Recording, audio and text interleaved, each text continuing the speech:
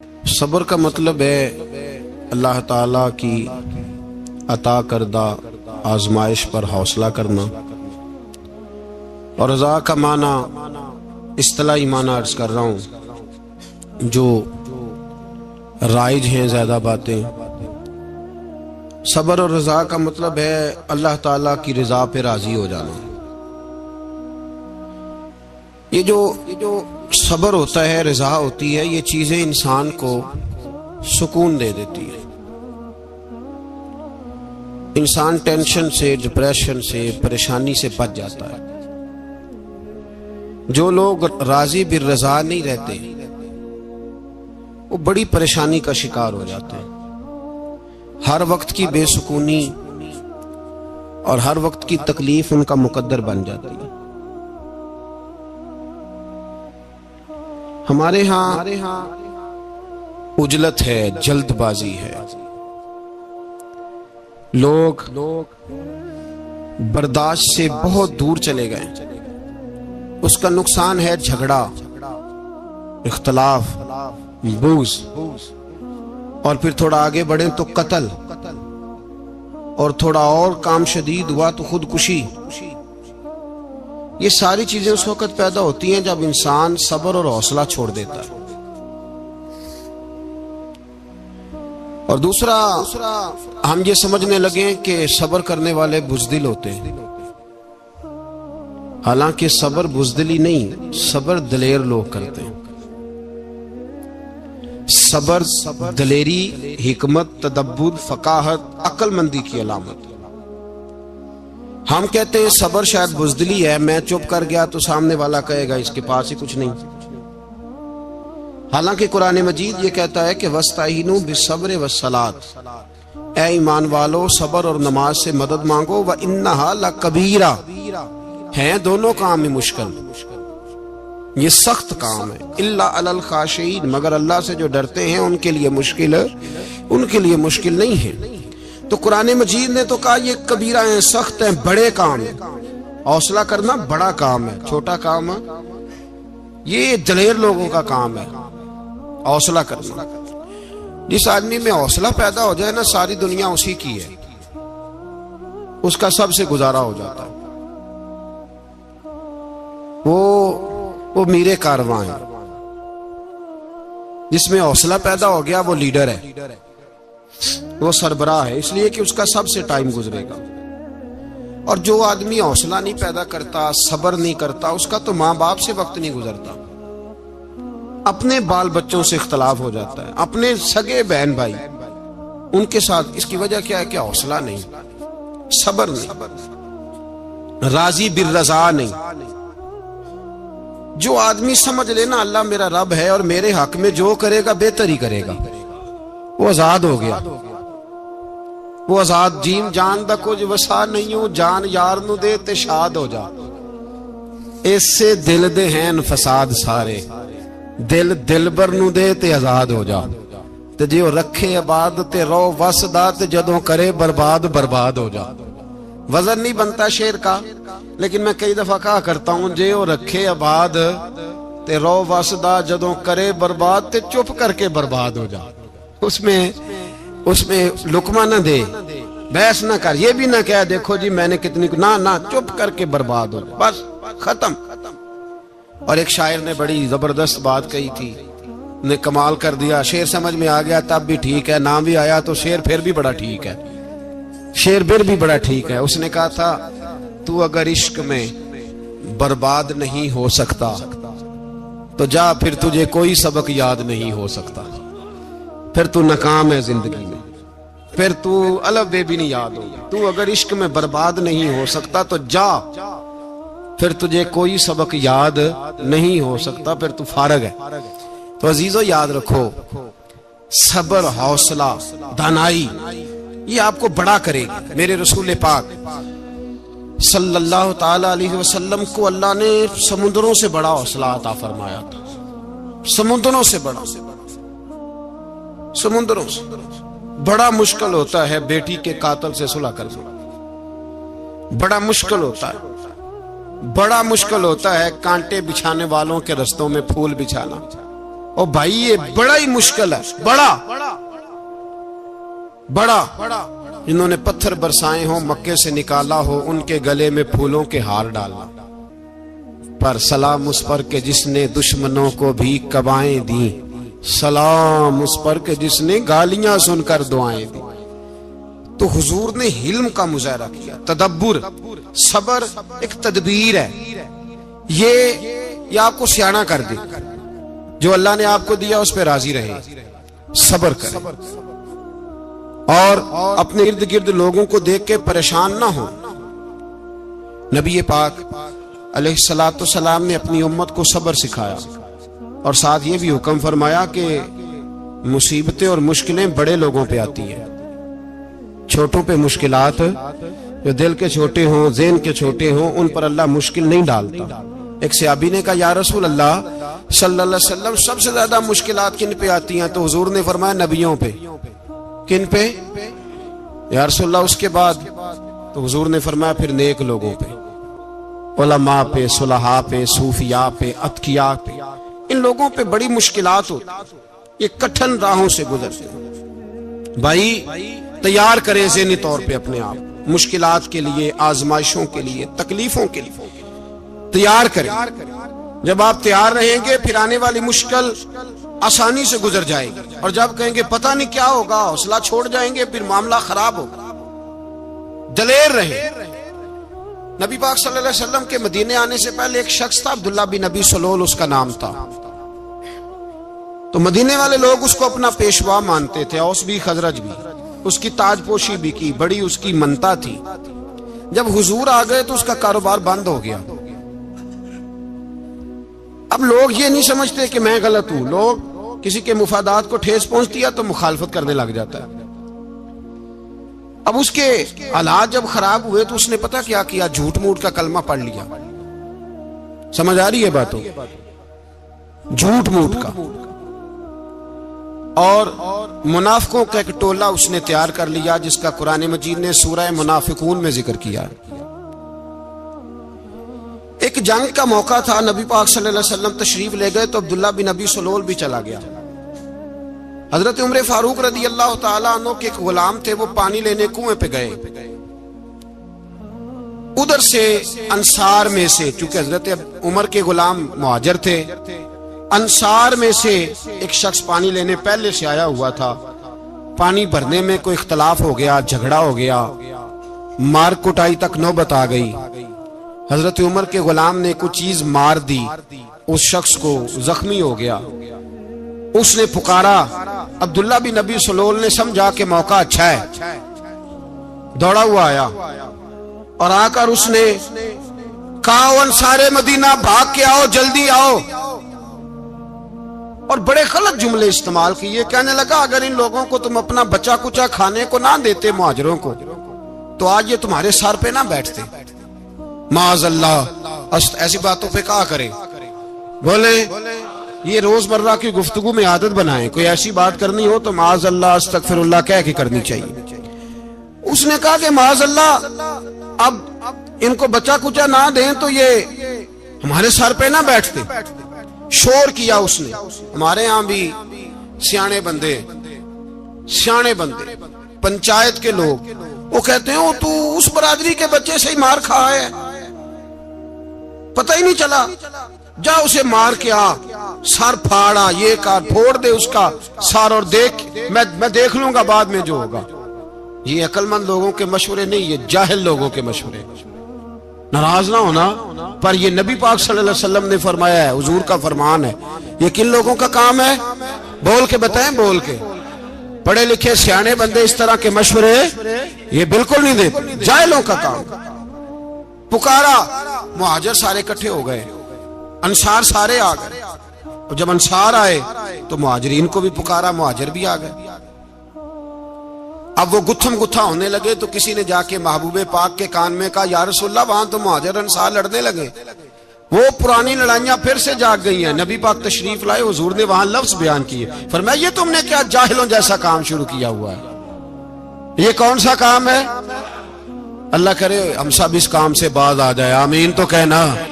وہ تو اس برادری دے منڈے کوئی مار کھائے ہیں. برادری کیا ہوتی ہے؟ برادری تو تعارف کے لیے. اونچ نیچ کہاں سے آ گئی؟ کہا میرے رسول پاک علیہ الصلوۃ والسلام نے فرمایا تم جاہلوں جیسے کام کر رہے ہو.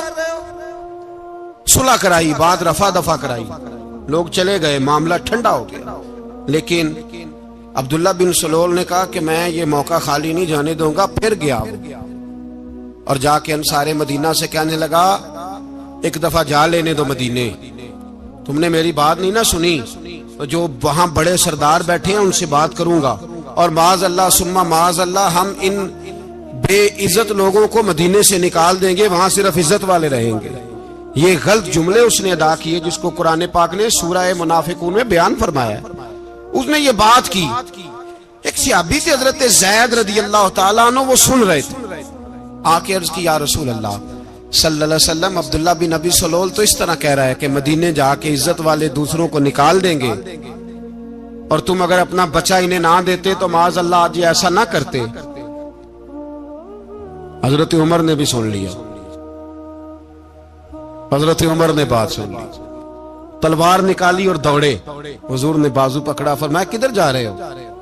کہا یا رسول اللہ اگر آج سزا نہ دی تو کل اور بات بھی کرے گا، اور اگر آج ایک قتل ہو گیا تو باقی سیانے بن جائیں گے. یا رسول اللہ مجھے چھوڑے میں ماروں گا. حضور نے فرمایا عمر چپ کر، وہ جھوٹ موٹ کا کلمہ پڑھتا ہے، لوگ کہیں گے کہ محمد ابن عبداللہ نے اپنے ساتھی مارنے شروع کر دیے. چپ کر، حوصلہ کر، صبر کر، دلیری کر. حضرت عمر کہتے ہیں میری حضور کے کہنے پر میں ٹھہر تو گیا، پر وہ میرے اندر جو آگ لگی ہوئی تھی ٹھنڈی نہیں ہو رہی. کہتے ہیں میں چپ تو کر گیا. نبی پاک علیہ الصلوۃ والسلام نے پوچھا عبداللہ بن ابی سلول سے تو نے یہ کہا ہے؟ کہنے لگا حاشا وکلا میں نے بات ہی نہیں کی. ہاں. اب لوگ کہنے لگے کہ زید تو نوجوان ہے تو یہ بوڑھا آدمی ہے، چلو صحیح کہتا ہوگا. حضور بھی خاموش ہو گئے. اللہ پاک نے قرآن مجید نازل فرما دیا. فرمایا اللہ نے سن لی ان کی بات جنہوں نے یہ کہا ہے. اور پھر لفظ بڑے حسین ہے. فرمایا یہ کہتے ہم عزت والے ہیں؟ نہیں، وللہ العزت ولرسولہ وللمؤمنین. فرمایا عزت تو اللہ کے پاس ہے، اللہ کے رسول کے پاس ہے، اور عزت تو مومنوں کے پاس ہے، مومنین کے پاس عزت ہے. یہ قرآن پاک نے سارا مضمون بیان کر دیا کہ عبداللہ بن ابی سلول غلط کہتا ہے اور حضرت زید صحیح کہتے ہیں. حضور نے کچھ نہیں فرمایا، جا رہا ہے قافلہ. جب مدینے کی سرحد آ گئی نا، حدود مدینہ منورہ کی شروع ہوئی، تو عبداللہ کا اپنا بیٹا، اس کا نام بھی عبداللہ بن عبداللہ تھا، اپنا بیٹا اس کا بڑا مخلص جانثار غلام تھا میرے رسول پاک صلی اللہ علیہ وسلم کا. وہ تلوار لے کے مدینے کی حد پہ کھڑا ہو گیا اور کہنے لگا میرے باپ تو نے اتنی بھائی مانی کے لفظ کہے کہ میں ان کو نکال دوں گا. کہے اپنی زبان سے کہ میں ذلت والا ہوں، رسول پاک کو اللہ نے بڑی عزت عطا فرمائی، کہے ورنہ میں تیری گردن کاٹ دوں گا. بول. کہے حضور بھی عزت والے اور نبی پاک کے غلام بھی عزت. کہے اپنی زبان سے کہے میرے رب کا یہ فرمان ہے وَرَفَعْنَا لَكَ ذِكْرَكَ، حبیب میں خود تیرے لیے تیری شانوں کو بلند فرما دوں گا. تو کہے تو دشمن ہو کے کہنے لگا میرے بیٹے مجھے معاف کر دے، مصطفیٰ تو بڑی عزتوں والے ہیں، ان کے غلام شانوں والے.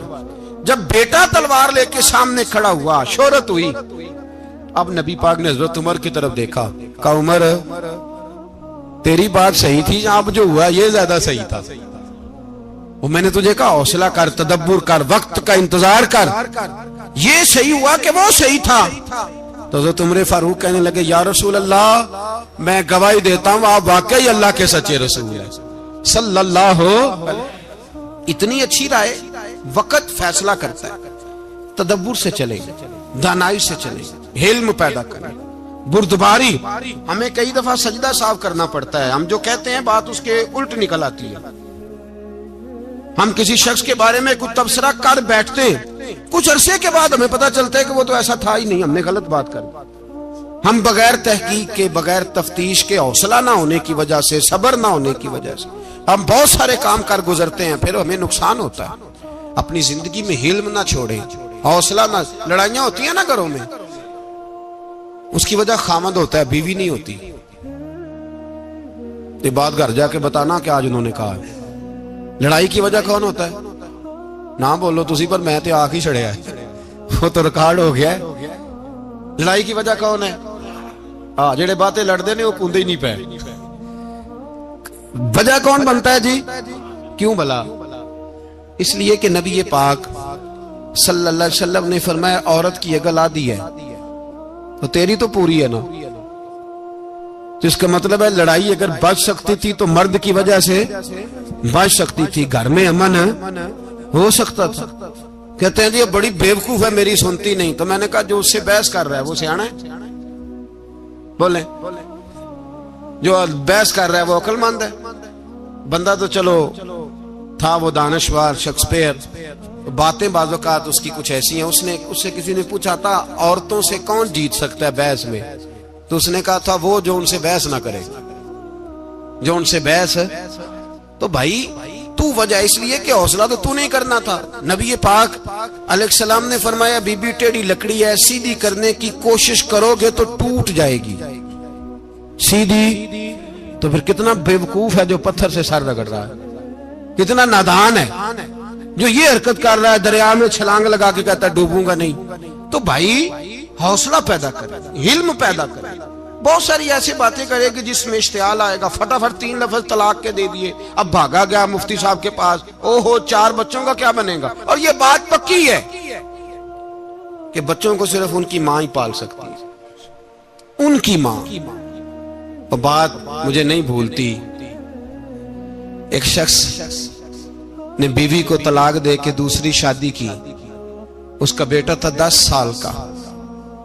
اس نے اپنے بیٹے سے کہا کہ بیٹے بتا پرانی اماں صحیح تھی یا یہ صحیح ہے؟ اس نے کہا نہیں ابا وہ تو جھوٹ بڑے بولتی تھی، یہ صحیح ہے۔ وہ جھوٹی تھی، وہ جھوٹ بڑے بولتی تھی میری سگی اماں، یہ سچ بولتی ہے۔ اس نے کہا وہ کیسے؟ کہنے لگا اس لیے کہ میں کوئی شرارت کرتا تھا تو میری سگی اماں مجھے تھپڑ مارتی تھی اور کہتی تھی تجھے روٹی نہیں دینی، جا دوڑ جا گھر سے۔ تو میں دوڑ جاتا تھا تو جھوٹ بولتی تھی نہیں دینی، پھر آدھے گھنٹے کے بعد مجھے ڈھونڈنے لگ جاتی تھی، ڈھونڈ کے لاتی تھی، پھر میری منت کرتی تھی، پھر مجھے کہتی تھی نہ مجھے ستایا کر، پھر میرا ماتھا چومتی تھی، پھر میری مرضی کا کھانا بنا کے دیتی تھی، پھر میرے منہ میں لقمے ڈالتی تھی۔ جھوٹی تھی، پہلے کہتی ہے نہیں دینی، پھر پیچھے بھاگتی ہے۔ یہ سچی ہے، میں شرارت کرتا ہوں تو تھپڑ مار کے نکالتی ہے، پھر میں منتیں کرتا ہوں پر روٹی نہیں دیتی، پیر پکڑتا ہوں نہیں دیتی، سچ بولتی ہے، اپنی بات پہ ڈٹ جاتی۔ او بھائی بچے اس کی ماں ہی پال سکتی ہے، تو نے 3 جملے کہتے سوچا ہی نہیں، تیرا کا گیا تو یہ تو نئی بیوی ملے گی، اور اس کا بھی کیا گیا، اس کو بھی شاید شوہر مل جائے۔ ان پھولوں کی پرورش صرف ان کا مالی کر سکتا ہے، دوسرا کر سکتا تو تو نے حوصلہ ہی نہیں کیا۔ ٹھیک ہے غلطی بی بی کی تھی پر تو مرد تھا نا، تیرے پاس تو دلیری تھی، فٹافٹی 3 طلاق کے جملے کہہ دیے۔ اور میرے رسول پاک علیہ السلام نے فرمایا جائز کام بڑے ہیں پر طلاق جائز تو ہے پر میرے رب کو پسند نہیں، اللہ کو پسند۔ تو نے مالی بگا دیا جس نے تیرے گھر کا باغ سینچنا تھا۔ تو بھائی یہ حوصلہ نہیں، درجنوں طلاقیں، 20 کیس، اور ابھی وہ شادی کے پورے کپڑے نہیں پہنے تو طلاق پہلے، اس کی وجہ یہ کہ حوصلہ نہیں، صبر نہیں، رضا نہیں، ہم احساس نہیں کرتے۔ اگر تو یہ سمجھ جائے کہ بس اللہ نے جو میرے لیے بہتر سمجھا مجھے دے دیا، صحیح ہے میری آزمائش ہے، کیا ہے کچھ ہے جو اس نے بہتر سمجھا مجھے اس نے، پھر تو سکھی ہو جائے، تیرے لیے جینا آسان ہو جائے، پھر تو بہت ساری پریشانیوں سے آزمائشوں سے دور ہو جائے۔ میرے نبی پاک علیہ السلام نے ہمیں حوصلہ کرنے کا حکم دیا، دلیری۔ 2-3 سال شاید پچھلے سال یا اس سے پچھلے سال حج کے موقع پہ نا ہمارے پاکستان میں تو بڑے بڑے انوکھے واقعات ہوتے ہیں، سننے سے کیا میں کہتا ہوں وہ عبرت کے لیے ہوتے ہیں۔ جعلی ویزے لگوا دیے حج کے کسی ایجنٹ نے، اللہ کے مہمانوں کو بھی لوگ لوٹ لیتے ہیں، معاذ اللہ، جعلی ویزے لگوا دیے۔ اور مزے کی بات یہ ہے کہ پاکستانی ایئرپورٹ سے گزر بھی گئے وہ ویزے والے، اور احرام باندھے لوگ جدے پہنچ گئے۔ 4 آدمی تھے، انہوں نے ویزا دیکھا تو کہا نقلی آپ کو واپس جانا پڑے گا۔ اگلی فلائٹ سے وہ لوگ واپس آئے آپ مجھے بتائیے ان کی جب وہ چھوٹے چھوٹے کلپ آئے میڈیا نے ان کی باتیں سنی تو ان کے آنسو نہیں تھمتے تھے. ایک آدمی احرام باندھ کے گیا ہے, معمولی سمجھتے ہیں آپ؟ میرے جیسا غریب آدمی کبھی اس نے ارادہ کیا اور مدینے جانے کا لیٹ ہو جائے تو کلیجہ پھٹنے کو آتا ہے. کچھ مجبوریاں پیروں میں آ جائے, نہ جا سکے تو پتہ نہیں کتنی توبہ کرنے کو دل کرتا ہے کہ کہیں غلطی تو نہیں ہو گئی, کوئی ایسی بات تو نہیں نکل گئی. یقین کریں طبیعت پریشان ہو جاتی, یار کوئی ایسا کام تو نہیں ہوگا جس کی وجہ سے یہ بات ہوئی. 4 آدمی لوٹ آئے, حالات خراب ہو گئے, لوگ رو رو کے قصے سناتے تھے. لیکن میرے رسول پاک علیہ السلام کا حوصلہ دیکھو. حضور کعبے کا بھی کعبہ, حضور مالک, حرم کے مالک مطلق, جن کے صدقے اللہ نے کعبہ کو بیت اللہ بنایا.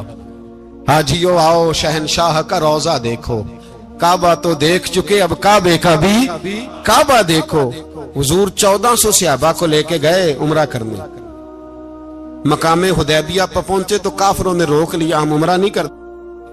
تو اور میں خادم اور جو وارث و مالک ہیں 1400 صحابہ, ہم نہیں عمرہ کرنے دیتے, واپس جائیے. صلح لکھی جا رہی ہے. صلح کی شرطیں کیا ہیں؟ مکے سے کوئی آدمی غلطی سے بھی مدینے چلا گیا, مکے کا آدمی, تو مسلمان اگر ان کے ظلم سے تنگ آ کے, مکی مسلمان کافروں کے ظلم سے تنگ آ کے مدینے چلا گیا تو مدینے والے واپس کریں گے.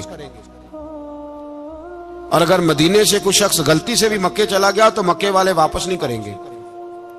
اتنی سخت شرائط.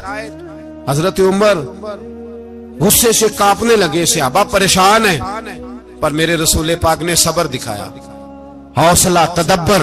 یہ تدبیر ہے, صبر ایک بہترین تدبیر ہے, اگر کوئی اپنائے تو بہترین طریقہ ہے. حضور نے فرمایا ہمیں منظور ہے, صلح کرو. اور اتنا سخت حکم ہے, کہنے لگے 1400 احرام والے واپس جائیں, بعد میں آنا, اس وقت نہیں عمرہ کرنے دیں گے. میرے نبی پاک علیہ السلام, مجھے بتاؤ, مجھے اور آپ کو دکھ ہوتا ہے تیاری ہو تو پروگرام رہ جائے, تو اگر احرام باندھا ہو اور اللہ کے رسول نے بندھوایا ہو تو حضور واپس لوٹنے لگے تو کتنی تکلیف کی بات ہے. حضور نے فرمایا چلو آئندہ آئیں گے. معاہدہ لکھا جا رہا ہے, حضرت علی معاہدہ لکھ رہے ہیں. لکھو محمد الرسول اللہ صلی اللہ علیہ, محمد الرسول اللہ صلی اللہ علیہ وسلم اور قریش مکہ کے بیچ معاہدہ. یہ تحریر لکھی جا رہی تھی تو ابو سفیان بول پڑا, کہنے لگا جی ہم محمد رسول اللہ نہیں نکلنے دیں گے معاذ اللہ, یہی تو ہمارا جھگڑا ہے. اگر آپ کو رسول اللہ مان لیا تو پیچھے رہ کیا گیا, محمد ابن عبداللہ لکھیں. حضور نے حضرت علی سے فرمایا رسول اللہ کاٹ کے محمد ابن عبداللہ لکھو.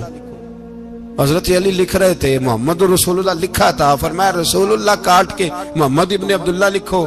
تو حضرت علی کہنے لگے حضور مجھے یہ لفظ کاٹنا نہیں آتا, حضور مجھے یہ لفظ کاٹنا. کسی صحابی نے اعتراض نہیں کیا کہ لکھنا آتا تھا, کہا مجھے کاٹنا. حضور نے دوبارہ کہا علی کاٹ دو. کہا یا رسول اللہ مجھے یہ لفظ کاٹنا نہیں آتا. میرے حبیب نے تیسری دفعہ کہا علی کاٹو. تو شیر خدا نے قلم چھوڑا, ہاتھ باندھے اور کھڑے ہو کہنے لگے محبوبہ مجھے تیرے قصیدے لکھنے آتے ہیں, کاٹنے کوئی نہیں آتے, میں مجبور ہوں, مجھ سے نہیں ہوتا. کوشش کرتا ہوں, نہ قلم اٹھتا ہے نہ ہاتھ چلتا ہے. میرے حبیب پاک نے قلم پکڑا اور لفظ رسول اللہ خود کاٹ کے محمد ابن عبداللہ کرایا. بھائی وقت گزر گیا, صلح ہو گئی. یہ تدبر, یہ حوصلہ, یہ تدبیر میرے نبی نے فرمائی. اب تو 1400 کو مکے نے نہ داخل ہونے دیا, لیکن 1 سال ہی گزرا, تھوڑا ہی وقت گزرا, میرے رسول پاک 10,000 کو لے کے مکے میں داخل ہو گئے. 10,000 اس نے فائدہ دیا. حکمت کیا تھی, تدبر کیا تھا؟ قریش روز لڑائی کرنے آ جاتے تھے, تبلیغ ہی نہیں کرنے دیتے تھے. ان سے صلح ہو گئی تو نبی پاک نے کیسر کو خط لکھا, کیسر روم کو, ہرکل کو. دور دراز تبلیغ پھیل گئی, مسلمان 100,000 سے زیادہ ہو گئے. ان کی طرف سے اب وہ لڑائی بند ہو گئی. میرے حبیب پاک علیہ السلام کے حوصلے نے کمال دکھایا, اس تدبیر نے فائدہ دیا امت مسلمہ کو. 10,000 کا لشکر لے کے حضور کعبے میں داخل ہوئے. کل جو ابو سفیان کہتے تھے نا محمد رسول اللہ لکھنے نہیں دوں گا, آج وہ خود کہہ رہے تھے اشہد ان لا الہ الا اللہ واشہدو ان محمد رسول اللہ صلی اللہ علیہ. کل جو کہہ رہے تھے کہ میں یہ لفظ نہیں لکھنے دوں گا، آج ابو سفیان کی حویلی میں لاکھوں لوگ، ہزاروں لوگ بیٹھے تھے اور سارے کہہ رہے تھے محمد الرسول اللہ، محمد الرسول اللہ، محمد الرسول اللہ صلی اللہ علیہ وسلم. میرے محبوب کی تدبر نے، فقاہت نے، اور پھر کمال ہوا. 1400 کہاں اور 1,44,000 کہاں، 1400 کہاں اور 1,44,000. 1400 کو نہیں جانے دیا عمرہ کرنے، میرے رسول پاک 1,44,000 کو لے کے حج کرنے چلے گئے. حضور نے حج کیا، ہر طرف لبیک لبیک کی صدائیں بلند ہوئی. یہ میرے نبی پاک کا تدبر ہے، حوصلہ ہے. اگر وقتی طور پہ حوصلہ کر جاؤ گے، دلیری کر جاؤ گے، آنے والا وقت آسان ہو جائے. حوصلہ نہیں، صبر نہیں، سکون نہیں. 2-4 باتیں، یہاں تک کہ لوگ ابا جی کی بات برداشت نہیں کرتے، ایسے جملے کہہ دیتے ہیں جو دوبارہ پلٹ کے نہیں آتے. ماں کو لفظ نہیں بولتے، باپ کی روح تک چھلنی کر دیتے ہیں وہ جملے. لیکن لوگ اس وقت حوصلہ کرنے، اور ہم پنجابی لوگوں نے تو گنجائش ہی بڑی دے دی ہے. کہتے ہیں بچہ ہے جی، ایک ہی ہے، ایک میں حوصلہ کرے کی ہے ماشاءاللہ. تو اگر جوان ہو گیا تو کہتے ہیں گرم خون ہے، مکہ کم. اگر بوڑھا ہو گیا تو کہتے ہیں بوڑھوں میں حوصلہ نہیں ہوتا، نہ بچے میں نہ تو کس میں حوصلہ ہوگا؟ بولیں، کسی میں بھی نہیں. چھٹی سب کو فتویٰ مل گیا نا، یہ بچہ ہے جی، ابھی یہ تو بچہ ہے، آپ تو سیانے بیانے ہیں، یہ بچہ ہے. کمال ہو گئی ہے بھائی. کیا مطلب ہے بچہ ہے؟ بچے کو سارا پتہ ہے، ہر چیز اسے آتی ہے، حوصلہ کرنا ہی نہیں آتا. اور پھر کہہ دیا وہ تو گرم خون ہے. وہ کیا بات کرتے ہو؟ گرم خون ابے کے گلے پڑ گیا گرم خون، اس کو کھڑا کرو نا ایس پی کے سامنے اور اس کو کہو مار تھپڑ اس کے منہ پہ، تیرے گرم خون کا پتہ چلے. غریب کے یہ گلے پڑ گیا، اس کو کھڑا کرو ایس او کے سامنے، پھر پتہ چلے گا خون کتنا گرم ہے. وہاں بالکل چپ ہے، بالکل خاموش ہے. اور گرم خون اس کا صرف اماں کے لیے. جلال صرف رہ گیا اگر غریب گھر کی بیٹی بیاہ کے لایا تو صرف اس کے لیے. کوئی ایسی بات نہیں. ہم بڑے سیانے، ہمارا غصہ بڑا سمجھدار ہے، ہمارا وہ گرم خون بڑا سیانا ہے. وہ جہاں دیکھتا ہے کہ معاملہ ہلکا ہے تو وہاں وہ گرم خون جلال میں، اور جہاں دیکھتا ہے کہ سامنے والا تگڑا ہے تو وہاں وہ گرم خون فوراً ٹھنڈا ہو جاتا ہے. حوصلہ پیدا کرے. زندگی حوصلے مند لوگ جیتے ہیں، جو حوصلے مند نہیں ہوتے وہ تو زندگی کا 1 سال لطف سے نہیں جی پاتے. حوصلہ کریں، مسکرائیں. میرے نبی پاک علیہ الصلوۃ والسلام پہ اتنی مصیبتیں آئیں کہ پہاڑ پہ آتی تو وہ ریزہ ریزہ ہو جاتے ہیں، لیکن کسی مقام پر بھی حضور علیہ الصلوۃ والسلام شکوہ کرتے نظر نہیں آتے. ہم غریبی کا رونا روتے ہیں، ہر چوتھا آدمی کہتا ہے بڑا غریب ہوں، لیکن میرے نبی پاک علیہ الصلوۃ والسلام نے چوتھے دن کھجور کھائی، سرکہ کھایا ہے اور موٹے بان کی چارپائی پہ آرام کیا. حضرت عمر نے کہا حضور کتنی تکلیف ہے؟ فرمایا عمر کوئی تکلیف نہیں، تھوڑا سا تو وقت ہے، جنت میں جائیں گے، ساری نعمتیں اللہ نے ہمارے لیے تیار کی ہوئی ہے. راضی بالرضا، راضی بالرضا، کوئی کسی قسم کا مسئلہ. ہمیں آزمائشیں آتی ہیں، تکلیفیں آتی ہیں، بیماریاں آتی ہیں، لوگ چھوٹی چھوٹی بات پر پریشان ہو جاتے ہیں، ذرا ذرا سی بات پر شکوہ کرتے ہیں. میرے رسول پاک علیہ السلام نے فرمایا جب میرا رب کسی کو بیمار کرتا ہے تو 2 فرشتوں کو بھیجتا ہے، جاؤ میرے بندے کی تیمارداری کر کے آؤ. اللہ اکبر، خود رب بھیجتا ہے، جاؤ میرے بندے کی. تو مجھے بتائیے جب اللہ بھیجے تو پھر تندرست خوش نصیب ہوا کہ بیمار؟ جی تندرست پھر خوش نصیب کون ہوا؟ میرے نبی پاک صلی اللہ علیہ وسلم نے فرمایا رب 2 فرشتے بھیجتا ہے، فرماتا ہے پتہ کر کے آؤ میرے بندے کا اس کا کیا حال ہے. حالانکہ اللہ سارا ہی جانتا ہے. فرشتے آتے ہیں، واپس جاتے ہیں، رب کریم پوچھتے ہیں بتاؤ میرا بندہ کیا کہتا تھا؟ اللہ تجھے سارا ہی پتہ ہے، پر ہم سے پوچھتے تو بتا دیتے ہیں. وہ یہ کہتا تھا کہ میں اپنی رب کی رضا پہ بڑا ہی راضی ہوں. وہ تیری حمد کر رہا تھا، تیری تعریف کر رہا تھا، تیرا شکر کر رہا تھا، تیرے لیے کلمات حمد بیان کر رہا تھا. تو میرے نبی پاک علیہ السلام فرماتے ہیں، اللہ فرشتوں سے فرماتا ہے سنو پھر اگر میں اپنے بندے کو اس بیماری میں شفا دوں گا تو اس تندرستی سے زیادہ اچھی تندرستی دوں گا جو پہلے اسے عطا کی ہوئی تھی، پہلے سے اچھی صحت دوں گا، اور اگر اسے اس بیماری میں موت دوں گا تو پھر مرتے ہی اس کے لیے میں جنت کا فیصلہ فرما دوں گا۔ بھائی جب تو راضی بالرضا رہتا ہے، راضی بالرضا، بڑی سادی سی بات ہے بھائی، آپ گھر گئے روٹی مانگی تو اگر کسی نے کہا نا کہ اتنی تھکاوٹ ہے ٹائم پہ آیا کرے اس وقت، تو روٹی تو وہ بھی مل گئی، پر اس میں لذت، وہ سکون نہیں، وہ سکون نہیں۔ میری اماں جی سالن پکا کے رکھ لیتی تھی تو روٹی جب بھی کوئی مانگتا تھا تو تازی بنا کے دیتی تھی، ان کی طبیعت تھی۔ تو میں اکثر ان سے کہتا کہ اماں جی پکا کے رکھ دیا کرو، تو کہتے تمہیں خوشی نہیں ہوتی جب تمہاری اماں تازی پکا کے دیتی ہے؟ خوشی ہوتی ہے، طبیعت میں خوشی ہوتی ہے۔ ان کا مزاج تھا، ذوق تھا، تو ہم سمجھتے تھے یار یہ بڑی سعادت کی بات۔ تو آپ گھر گئے رات کو تو گھر والوں سے کہا روٹی، تو فوراً اٹھے، فوراً، اور انہوں نے کھانا تازہ بنایا، اور ساتھ یہ بھی کہا باہر سے نہ کھایا کرے، بندہ بیمار ہو جاتا ہے۔ کتنی ٹھنڈک پہنچتی ہے آدمی کے دل کو، سکون ملتا۔ تو بھائی بیماری تو آپ نے کاٹ لی، لیکن ساتھ کہو ہو بڑا بیمار ہوں، میں نے تو اتنے گناہ بھی نہیں کیے، ظلم بھی نہیں کیا، کسی کو کچھ بھی، اب بیماری تب بھی کٹ گئی۔ پر بڑی آزمائش، مریض ڈاکٹر کے گلے پڑ رہا، اس کے لواحقین جھگڑے کر رہے، بیماری وہ بھی کٹ گئی۔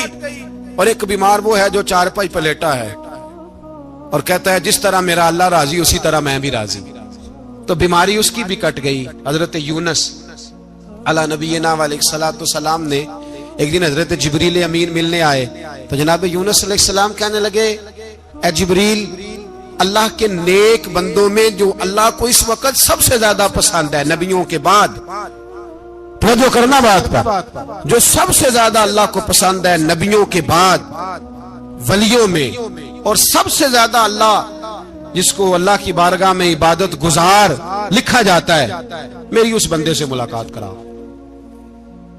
تو حضرت جبریل نے جناب یونس علیہ السلام کو ساتھ لیا تو ایک شخص کے پاس پہنچے جو آنکھوں سے اندھا تھا، دونوں ہاتھ اس کے سلامت نہیں تھے، اور پورے جسم میں پیپ جاری تھی، ریشہ تھا۔ جب جا کے السلام علیکم کہا نا حضرت یونس نے، اس نے وعلیکم السلام کے بعد پہلا لفظ پتہ کیا کہا؟ اس نے کہا یا اللہ تیرا شکر ہے، یا اللہ تیرا، آپ بھی ادا کریں اللہ کا شکر، یا اللہ تیرا، اللہ تیرا شکر ہے۔ حضرت یونس علیہ السلام کہنے لگے تو شروع سے اس طرح کا ہے، نابینا بھی اور ہاتھوں سے معذور بھی اور سارا جسم شروع سے؟ تو بڑے ہی خوبصورت لفظ اس بیمار نے کہے، کہنے لگے نہیں حضور میں بالکل ٹھیک ٹھاک تھا، جب تک میرے رب نے چاہا کہ یہ دنیا کو دیکھے تو تب تک اس نے مجھے آنکھیں دیں، اور جب اس نے چاہا کہ اب اس کا دیکھنا بہتر نہیں تو اس نے واپس لے لی۔ تو یا اللہ تیرا شکر ہے، اللہ تیرا شکر ہے۔ پھر کہا جب تک اس نے چاہا کہ میرے ہاتھ رہے تب تک رہے، جب اس نے چاہا کہ میرے لیے بہتر نہیں تو اس نے لے لیے، تو یا اللہ تیرا شکر ہے۔ جب تک اس نے چاہا کہ میرا جسم صحیح و سلامت رہے تو رہا، اور جب اس نے چاہا کہ میرے لیے بہتر نہیں تو مجھے بیمار کر دیا، تو یا اللہ تیرا شکر ہے۔ تو حضرت یونس علیہ السلام کہنے لگے جبریل واقعہ یہ اللہ کا سب سے زیادہ شکر گزار بندہ ہے، سب سے زیادہ عبادت گزار بندہ ہے، سب سے زیادہ۔ میرے نبی پاک علیہ السلام نے فرمایا میرا مومن ہر حال میں نفع میں ہے، نعمت ملے تو شکر کر کے نفع، مصیبت آئے تو صبر کر کے نفع، اپنی زندگی میں تحمل، بردباری، علم پیدا کرے، حوصلہ پیدا کرے۔ ہر آنے جانے والے شخص کے مزاج کے مطابق اسے نہ ملے، اپنا مزاج صحیح رکھے، اپنی طبیعت کے مطابق اپنے ماحول کو برقرار رکھے۔ علم کے ساتھ گزارا کرو گے تو رشتہ داروں سے بھی بنی رہے گی، دوستوں سے بھی بنی رہے گی، ہر ایک سے تعلق رہے گا۔ اور اگر آپ کے اندر یہ حوصلہ نہیں تو پھر سارے معاملات پریشانی کا شکار ہو جائیں گے۔ یہ تو آج کا مضمون تھا۔ ہمیں نا لوگ مشورہ دیتے ہیں، کہتے ہیں پیر صاحب درویشوں کو سیاست کی بات نہیں کرنی چاہیے، دیتے ہیں نا مشورہ لوگ، جی تھوڑا تھوڑا بول دیں، تھوڑا تھوڑا دیتے ہیں نا۔ اگرچہ ہم ان کی بات نہیں مانتے، اس لیے کہ اقبال نے کہا تھا جدا ہو دین سیاست سے تو رہ جاتی ہے چنگیزی، جدا ہو دین سیاست سے تو، اور پہلا فکرہ یہ ہے کہ جلال بادشاہی ہو یا جمہوری تماشا ہو، جدا ہو دین سیاست سے تو رہ جاتی ہے۔ اس نے کہا جب سیاست اور دین علیحدہ علیحدہ ہوتے ہیں تو چنگیز خان اور ہلاکو خان پیدا ہوتے ہیں۔ سیاست جب تک مسجد کے اندر رہتی ہے تب تک پاک صاف رہتی ہے، وہ گندی ہوتی تب ہے جب مسجد سے نکل جاتی ہے۔ حضرت علی کے زمانے تک مسجد میں رہی، پاک صاف رہی، یزید باہر لے گیا تو گندی ہو گئی، حضرت عمر بن عبدالعزیز دوبارہ مسجد میں لے آئے تو پھر پاک ہو گئی۔ لیکن پھر بھی ایک ساتھی نے مجھے کہا تو اس کی بات میں سب کی باتیں نہیں مانتا، اس کی بات میری سمجھ میں آئی۔ وہ کہنے لگا جی اصل بات یہ ہے کہ سیاسی تبصرے تجزیے ہم اخباروں میں ٹی وی پہ جا کے بیٹھے، جا کے بڑی مہربانی میری طرف دیکھیں، وہ ہم سنتے رہتے ہیں تو ہمارا دل کرتا ہے مسجد میں صرف ہم رسول اللہ کا پیار ہی سنیں۔ تو میں نے کہا یار تیری بات دل کو لگتی ہے، یہ بات صحیح ہے، چلو یہ نیت اچھی ہے، یہ تیرا نظریہ ٹھیک ہے، مان گئے ہم۔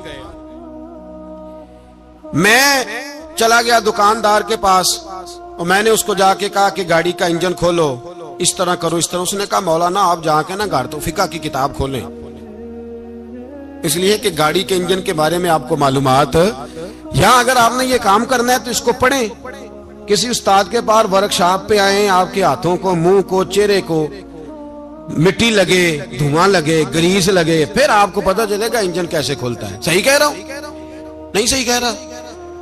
دعا گلا تو یہاں کر چڑی جائے، صحیح کہہ رہا ہوں جی؟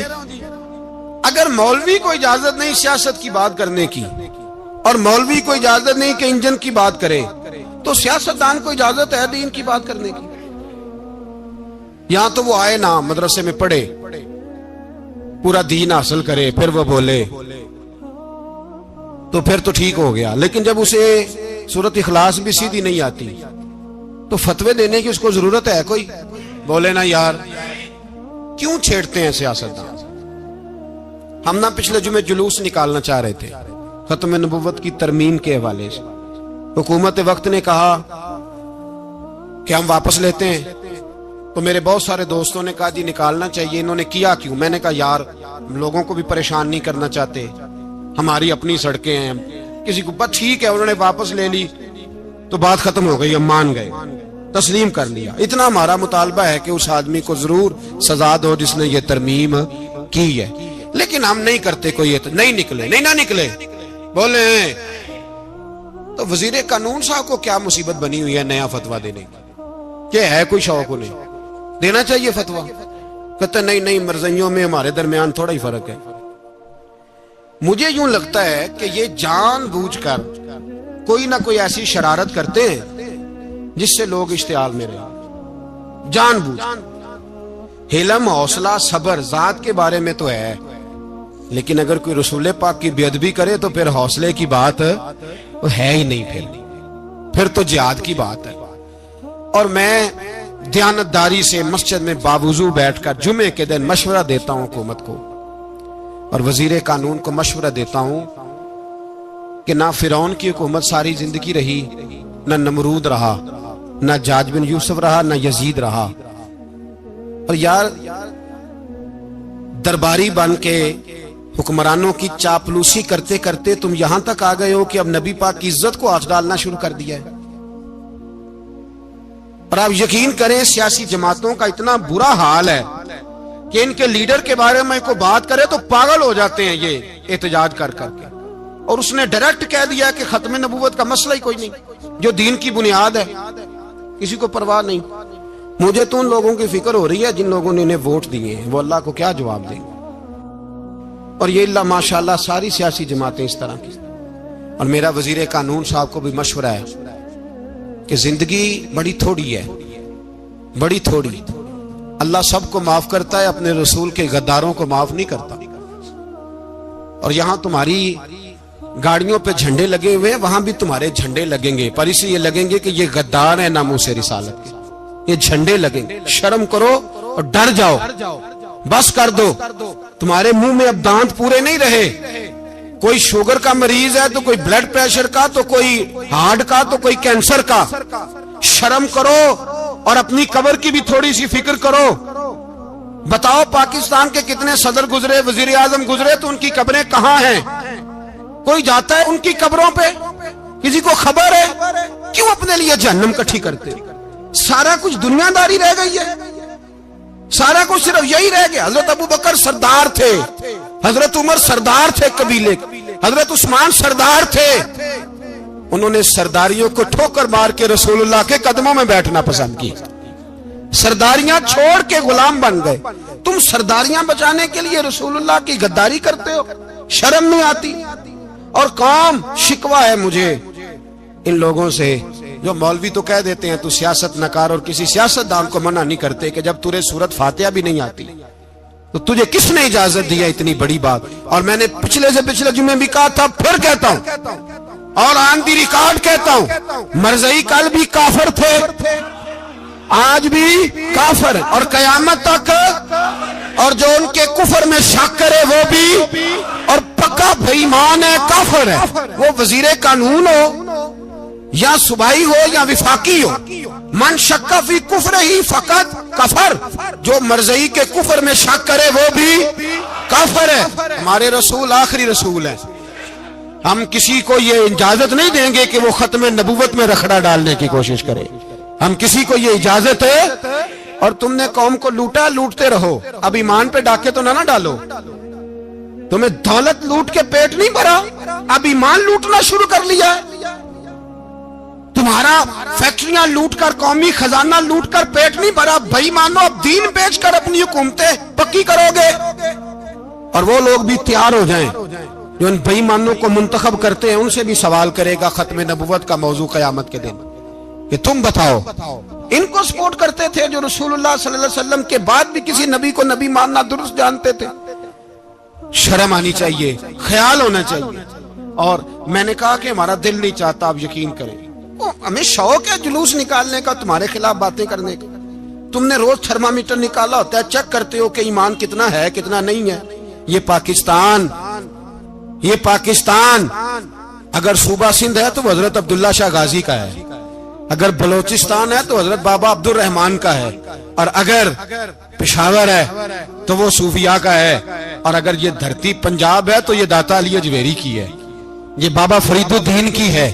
اس میں کسی غدار کو قبضہ کرنے کی اجازت بالکل نہیں ملے گی۔ اور ہم وہ لوگ بھی نہیں جو چپ کر کے اندر سوتے رہیں، قوم جو کرتی ہے کرتی رہے، ہمیں پرواہ نہیں، نہ ایسی کوئی بات نہیں۔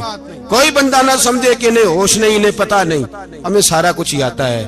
پھر اگر کل کو کوئی ممتاز قادری پیدا ہو گیا تو شکوہ نہ کرنا، کل کو کوئی پھر سے عامر چیمہ نکل آیا تو شکایت نہ کرنا، یاد رکھنا۔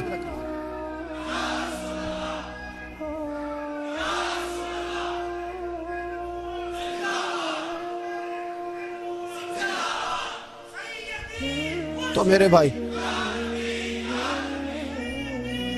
کھول کے بول، یا نبی رسول کے وہ صلی اللہ۔ تو یہ مشورہ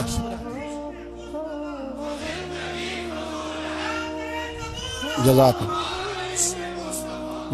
تو یہ تمہیں مشورہ ہے۔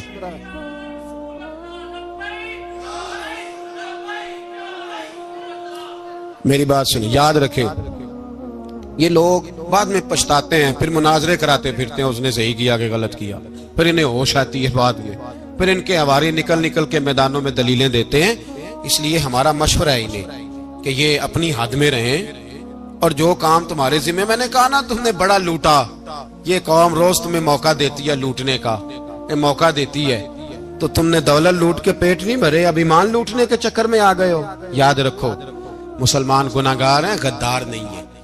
تمہیں دولت لوٹنے کا تو شاید موقع مل گیا ہے، پر ایمان لوٹنے کا موقع نہیں ملے گا، تو اس لیے اس کو لگام دو۔ اور ویسے بھی کتا جو پالتو ہوتا ہے نا، اس کو گھر کے اندر سنگلی سے باندھ کے رکھنا چاہیے۔ یہ تمہارے بوٹ ووٹ چاٹتے ہیں، بھونکتے ہیں، تمہارے حق میں وزارتیں لیتے ہیں، ہم نے تو کوئی وزارت نہیں لی تم سے، اور نہ ہمیں شوق ہے اس لیے کہ ممبری کیا کرنی ہے جس کو ممبر رسول عطا کر دیا جائے، اس نے کیا کرنی ہے یہ ممبریاں جس کو پکا پکا ممبر رسول دے دیا جائے، تو اس لیے اس سے باہر آؤ۔ میں نے کہا بڑے بڑے نمرود، فرعون، قارون دفن ہے، تمہارا بھی نام تک نہیں ہوگا، بالکل نام نہیں ہوگا۔ اس لیے ہمارا مشورہ، اور آپ لوگ بھی آئے نا یہ اگلے سال، تو ان کو کھڑا کر کے پوچھ لینا، اسلامی جمہوریہ پاکستان کا تم نے MPM میں نے بننا ہے، پہلا کلمہ ہی صحیح سنا دو، چلو خدا کا واسطہ یہی بتا دو کہ تمہیں نماز بھی ڈھب سے آتی ہے کہ نہیں، اور آپ کی موج ہے، آپ بٹھا لیتے ہیں سر پہ، کیا کریں، سمجھانے والے مفت گناہگار ہو گئے اور بہکانے والے سب تمہارے یار ہو گئے۔ اس لیے یہ چھیڑتے ہیں جان بوجھ کے، اور پھر جب کوئی ممتاز قادری علیہ رحمہ پیدا ہوتے ہیں پھر انہیں دشواری ہوتی ہے، پھر ان کا جینا مشکل ہو جاتا ہے، یہ موقع دیتے ہیں، پتہ نہیں کس کے ایجنڈے پہ عمل کر رہے ہیں۔ میرا سوال یہ ہے، میں نے پچھلے جمعے پھر میرا سوال ہے کہ میں پوچھتا ہوں اس آدمی کو ضرورت کیا ہے ختم نبوت پر بات کرنے کی؟ جب امت مسلمہ کے متفق کا فیصلہ ہے کہ مرزائی کافر، اسمبلی نے بل پاس کر دیا کہ مرزائی، ان کو اقلیت قرار دے دیا، اور جب سے وہ اقلیت بنے نہ ہم نے ان کی عبادت گاہ جلائی، نہ ہم نے ان کو قبروں سے نکالا، نہ ہم نے، بس ٹھیک ہے جیسے عیسائی رہتے ہیں، یہودی سے کس ملک میں رہتے ہیں وہ بھی رہیں، اقلیت بن کرے کوئی پر تم انہیں کھینچ کے کیوں قریب کرتے ہو؟ تمہارا کیا جرانہ ہے ان کے ساتھ؟ بتاؤ تو صحیح۔ ان لوگوں سے ان کو چاہیے اپنے منہ میں لگام ڈالیں، اور اگر نہیں ڈالیں گے پھر انشاءاللہ ڈالی جائے گی، اور بڑی تگڑی ڈلے گی، اور پھر ایسی ڈلے گی۔ سلمان تاثیر جب مرا تھا نا تو 5-5 لاکھ روپیہ مولویوں کو آفر کی جنازہ پڑھاؤ، 5-5 لاکھ روپیہ چھوٹے چھوٹے مولویوں کو۔ اور داتا صاحب کی مسجد کے خطیب بھی صوبائی جو تھے وہ خطیب تھے، ملازم تھے، انہوں نے کہا کہ ایمان نہیں بیچنا، نکالنا نوکری سے تو نکال دو۔ اور بادشاہی مسجد کا مولوی جس کا پتہ ہی نہیں چلتا کبھی کدھر چلا جاتا ہے کبھی کدھر، یہاں تو وہ بھی کھڑا ہو گیا، اس نے کہا نا ایمان نہیں بیچنا۔ گورنر ہاؤس کی مسجد کا امام کہنے لگا کہ بخشا جانا نہ جانا یہ تو رحمت الہی کا معاملہ ہے، پر اتنا گندا جنازہ نہیں پڑھنا، اتنا گندا جنازہ نہیں ہم پڑھیں گے، مرنے کے بعد تمہارے جنازے نہیں پڑھے جاتے، تمہاری قبریں خراب ہوتی ہیں، کدھر ہیں تمہاری دولتیں؟ اور وہ مولوی آج تک پتہ ہی نہیں کدھر گیا جس نے اس غلیظ کا گندا جنازہ پڑھایا۔ تو بھائی اپنی قبر اشر کو، جب جہاں تمہارے جنازے نہیں پڑھے جا رہے تو وہاں تمہارا کیا حال ہوگا؟ اس لیے ان لوگوں کو چاہیے کہ اپنی زندگی اس طرح گزاریں کہ کچھ نہ کچھ منہ لے کے سرور کائنات کے پاس چلے جائیں، ورنہ ایسا نہ ہو کہ یہاں بھی پھٹکار اور وہاں بھی پھٹکار۔ اس لیے ہمارا مطالبہ ہے حکومت سے کہ شرم کرو، اور ایسے بےایمانوں کو، کالے ناگ جو تم نے بھرتی کی ہوئے، ان کو نکالو، اور اگر تعریفیں کروانی ہو، تلوے چٹوانے ہو تو اندر کمروں میں ان سے چٹوا لیا کرو، ان سے کہو کہ یہاں ہماری نوکری کرو، باہر نکل کے رسول اللہ صلی اللہ علیہ وسلم کے دین کے بارے میں گفتگو نہ کرو، اس لیے کہ اللہ تبارک و تعالیٰ نے اس دین کے اندر بڑا حسن اور بڑا جذبہ رکھا ہوا ہے، بڑا وقار ہے۔ ہمارا مطالبہ ہے حکومت سے کہ ختم نبوت کے مسئلے پر کوئی سیاستدان گفتگو نہ کرے۔ آپ تائید کرتے ہیں اس بات کی؟ اس پر کوئی سیاستدان کوئی گفتگو؟ ہمارے پاس بڑے تماشے ہیں سیاست کرنے کو، باقی تماشوں پہ سیاست کرو، یہ رسول اللہ کی ناموس کا معاملہ ہے، یہ چھیڑنے کی تمہیں اجازت؟ مجھے سمجھ نہیں آتی یار، جب بات ختم ہو گئی، اسمبلی نے بل واپس لے لیا، تو صوبائی وزیر قانون کو آخر تکلیف کیا ہے؟ آپ کے پاس جواب ہے کوئی اس بات کا؟ بات ختم ہو گئی، ہم نے جلوس نہیں نکالا، چھوڑ دیا، خاموش ہو گئے، علماء نے میٹنگیں بلائی تھی کینسل کر دی، ٹھیک ہے جی بات، اب دوبارہ سے کیوں چھیڑتے ہو؟ پھر کہتے ہیں احتجاج ہوتا ہے، شور ہوتا ہے، تم خود ایسی حرکتیں کرتے ہو جس سے افراتفری پیدا ہوتی ہے۔ یہ ملک رسول اللہ کے نام پہ بنا ہے، اور قیامت تک یہاں وہی ہوگا جو میرے رسول پاک صلی اللہ علیہ وسلم کی رضا ہوگی، اور نبی پاک کے قانون کے خلاف کوئی قانون یہاں چل سکتا؟ اللہ ہمیں سمجھنے کی توفیق عطا فرمائے۔ آخر دعوانا مجھ پہ بھی چشم کروں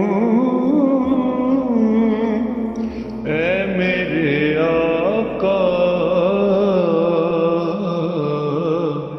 کرنا حق تو میرا بھی ہے،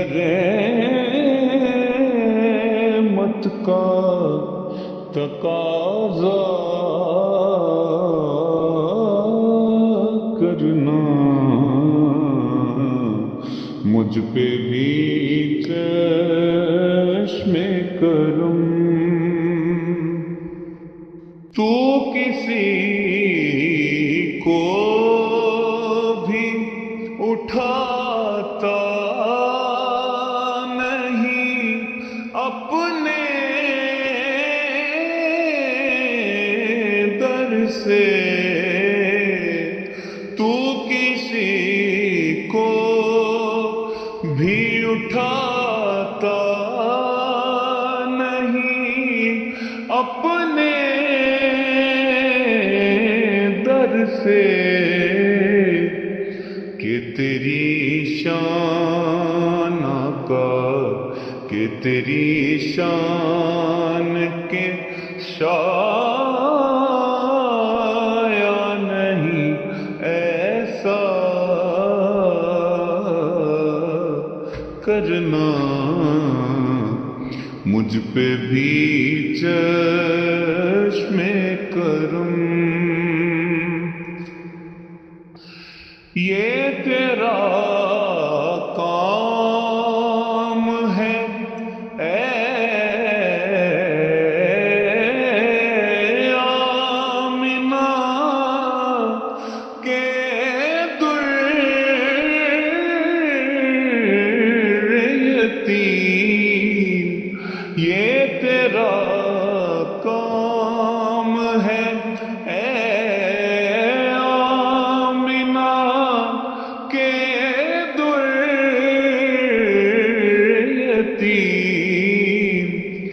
ساری امت کی شفاعت تنہا کرنا. ساری امت کی شفاعت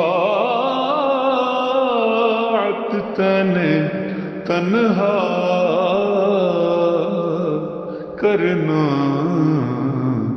مجھ پہ بھی چشم کرم.